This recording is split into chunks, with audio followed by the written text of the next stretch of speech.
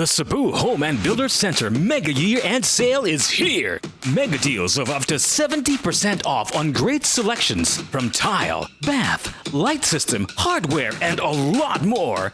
Hurry! Grab this chance to avail of our mega discount of the year. Visit Cebu Home and Builder Center branches from November 15 to December 15 in Banilad, Mactan, Consolacion, Enbacaso, and Minglanilla. Special thanks to our brand partners, Alaplana, Argenta, Baldoser, Duragres, El Molino, Fino, Fino Royal, Lux, Mulia, Sasuko, Studio, Taisera, Cool, Malcolux, Kendo, and Cool PPR. For detailed fair trade permit number R7CEB 441 series of 2020. Good evening. It's Tuesday, December 1, 2020 here in Cebu City. I'm Cherry Ann Lim, and this is SunStar Tonight.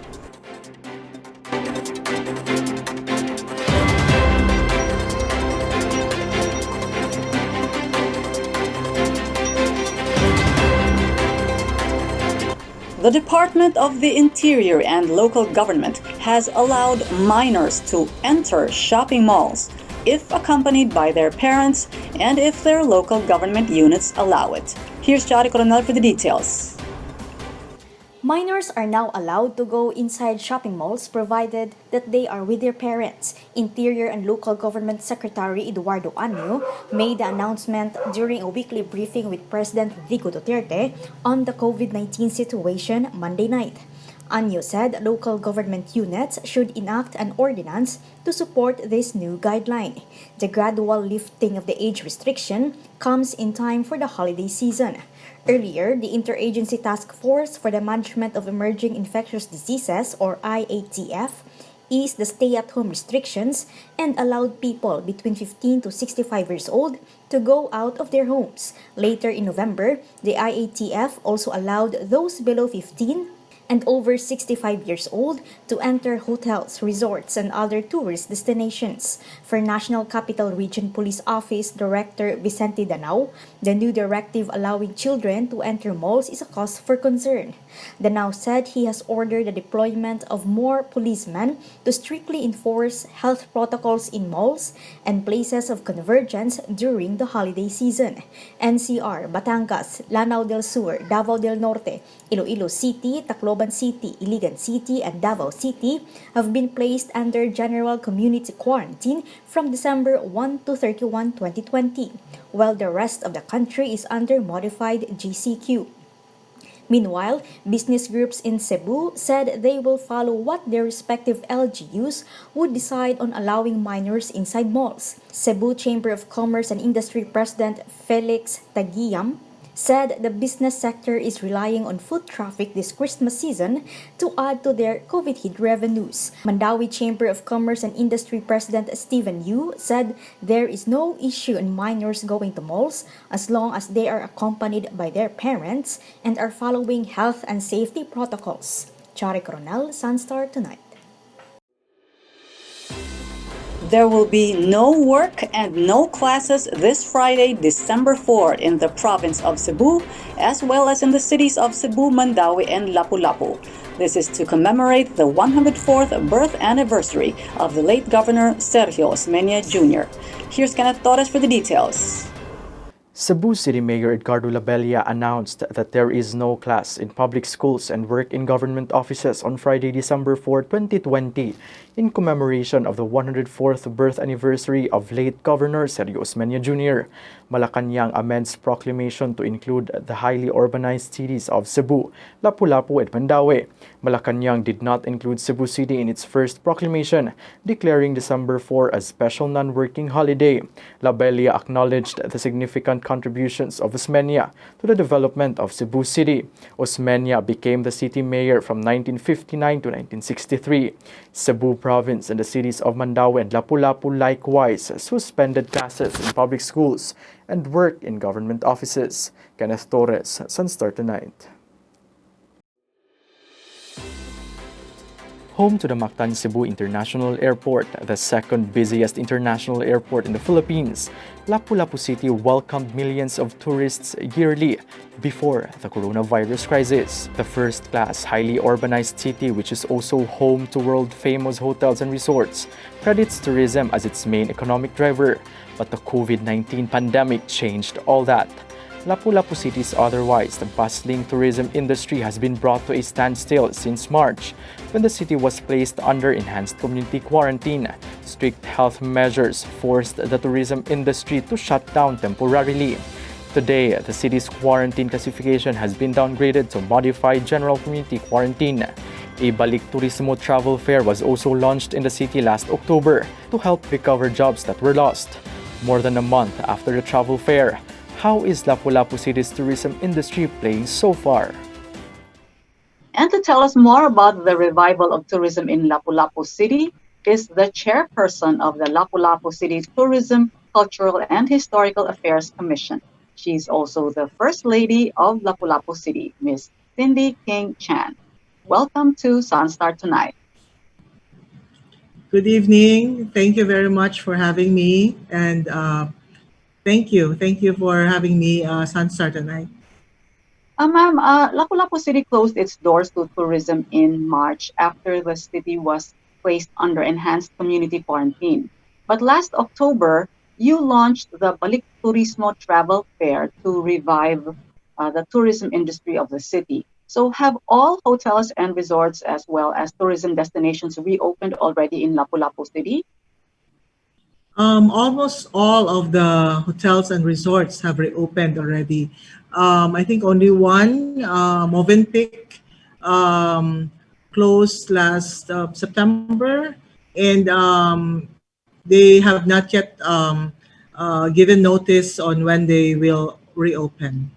But the others, they're doing well. They're already accepting local tourists and are doing well, I think, especially during weekends. So, what are the top five tourist destinations in Lapu-Lapu City that have drawn the most tourists since you reopened the city's tourism last October? First and foremost, no, because the all of us have been in our homes. We've been locked down. Of course, we've been yearning to go out, to go to the beach, swim in the crystal blue waters and the white sands.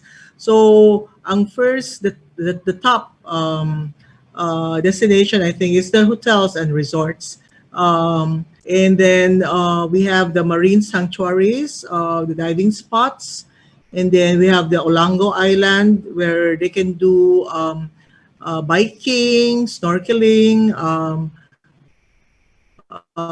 visiting or touring the mangroves. And we have yet to open the marine hopping in our Kawahagan with a white sandbar, sulpa, and other islets in the boundaries of Lapu-Lapu. And then, of course, we also have the shopping destinations like the outlets. Then we have the Beren sa Regla National Shrine, where we just held our fiesta last November. So, would you say that maybe around 10 or 20% of the tourists that used to go to these areas pre-COVID have already returned? Um, Probably during weekends. But of course, our bread and butter is the foreign tourists. So we have not really fully recovered all the lost income, no? But it's better than nothing. We can sustain the salaries already and some of the maintenance costs of the hotels and resorts by reopening to the local tourists. Okay. So, if people from outside So Lapu-Lapu about City, you go ahead, ma'am. no, I didn't hear your question. Sorry. Uh, if So people people from from outside Lapu-Lapu, outside yeah. Lapu-Lapu City, like people from Cebu City, Mandaue City, or any of the towns and cities under Cebu province would undertake tourism in Lapu-Lapu City, do they have to submit any documents? Like, do they need a medical certificate, PCR test? In the mayor's executive order, no, for tourism activities, we are not so strict on that. We only require a confirmed booking from the hotels or resorts or the island hopping the pump boat owners, yeah. uh, and also as long as it's within the MGCQ areas, so that means the whole Cebu province, we do not require PCR tests. It's open. We're open to the whole Cebu province because all of us are under MGCQ. Okay, ma'am. During the Balik Turismo Travel Fair last October 17, the hotels, resorts, and airlines offered attractive discounts and promotions. Are these offers still available, or was that just a one-day event? Yes, we encourage the hotels and the resorts and the airlines to extend their promotions. No, some extended it until next year even. Before it was November 30. Now they're offering it for Christmas and some beyond. That will already cover 2021. And then their bookings also can be rebooked at least 3 times. And with the recent approval of the IATF of our request to allow the minors, the less than 15 and the more than 65 years old, we expect more families to be able to come and visit and just relax, no, have a good time with their family in our resorts. So, under the Balik Turismo program, are there specific activities lined up for December? Right now, the resorts are busy with their Christmas promotions. So we have not specifically made any arrangements. No, so right, we have been busy with their Christmas lightings with different hotels and resorts. Just had their Christmas lightings and they also have their Christmas promotions. And then right now, today, we will also have our own Christmas lighting here in the City Hall in Lapu-Lapu. Lapu-Lapu City is lobbying with the Interagency Task Force for the Management of Emerging Infectious Diseases to be allowed to admit tourists from other provinces. So, are there any particular provinces that you are eyeing, and why those provinces? Yes, we are not only eyeing for local or domestic tourists, no, but the international tourists as well. We don't have any specific domestic tourists, but most probably those that comes from the NCR, the National Capital Region, and then but the what we are lobbying for right now, which we have already endorsed to the DILG or IATF, is for a travel corridor that is being requested by the Philippine Airlines. You are envisioning a travel corridor. Can you tell us something more about it? Yes, as you know, we rely mostly on the international tourists. So we are already envisioning a travel corridor that is being planned by the Philippine Airlines with the LGU's cooperation, no, and support. It's a special flight from South Korea or Incheon to Lapu-Lapu City. So it's a very controlled itinerary. Only the tourists are confined here only in Lapu-Lapu City, and we have to come up with activities for them that will cover about 3 to 4 days. So I think we have enough resorts, we have enough activities that can fill up their 3 or 4 days stay. What is the timeline for that? You want that by January? If we can even do it in December, that we would be okay with that. We are just waiting for the endorsement from the IATF or the DILG. Okay, Madam, thank you and good luck on your tourism initiatives. And that was the First Lady of Lapu-Lapu City, Miss Cindi King-Chan. Thank you for joining us at SunStar Tonight. Thank you. Thank you very much. Thank you, Madam. Good luck. And for What's Hot Today, here's Tiffany Neri. Thank you, Cherry. Hi, I'm Tiffany, here to bring you a break from the hustle and bustle of everyday life. It's the 1st of December, everybody. Most people see December 1st as the first day of the Christmas season, but I'm gonna drop a little did you know right now. Did you know that apart from being exactly 31 days before the new year starts, December 1st is also World AIDS Day? Bet you didn't know that. On a serious note, HIV and AIDS is an epidemic that affects millions around the world and is still one of the most serious public health challenges.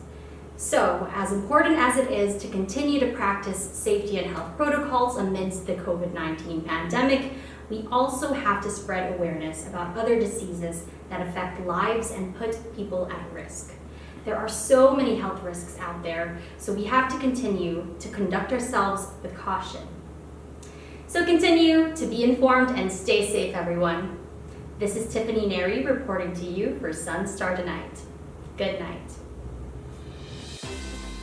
It's 24 days to go before Christmas. To get the latest, visit www.sunstar.com.ph. Follow us on our YouTube channel and official social media accounts on Twitter and Facebook. I'm Cherry Ann Lim, and this has been SunStar Tonight. See you again tomorrow. Good night.